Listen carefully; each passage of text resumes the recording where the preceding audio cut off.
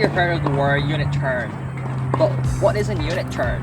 Well, unit turn is very important in tennis, and it is the movement of your upper body, including your arms and your wrists and your shoulders, as a unit. So why is it important in tennis? Well, if you were to use your arm only to hit the ball, what you're really doing is you're using your muscles of your arm only to hit the ball, which is not efficient. It also might be the cause of the injury because tennis, you have to repeatedly do the same movement again and again. So in unit turn, you want to rotate your whole upper body. That means your shoulders, your chest, and your hip should be facing sideways when you take your racket back, and not just to your arm pointing backwards. So our first exercise for your unit turn would be the medicine ball throw.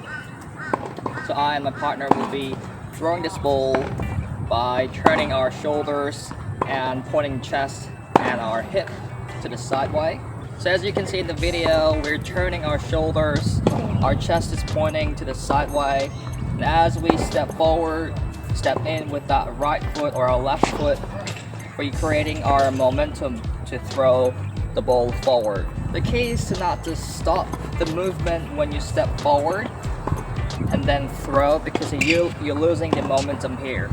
So you want to be turning that shoulder and step in, and you're going to create that momentum. Then you swing your arm to throw the ball.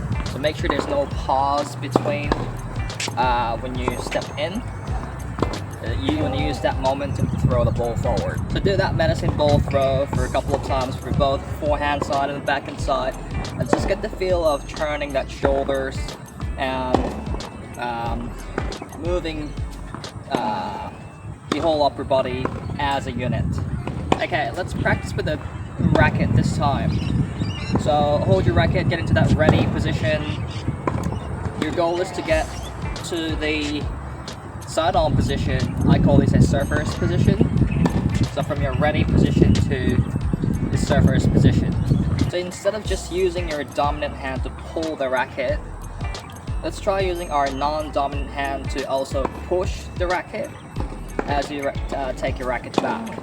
So in my case, I should be pushing my racket backward with my left hand and pulling my racket with my right hand. Then get into that surfer's position. If you're a left-handed player, then it's the opposite. You want to push the racket backward with your right hand, then pull your racket backward with your left hand. And just like when you throw a medicine ball, you want to be stepping in and use that momentum to swing your racket forward.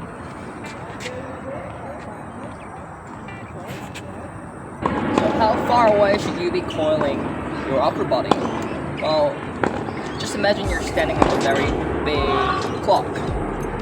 So this is going to be my 12 o'clock, this is going to be my 3 o'clock, 6 o'clock, and then 9 o'clock.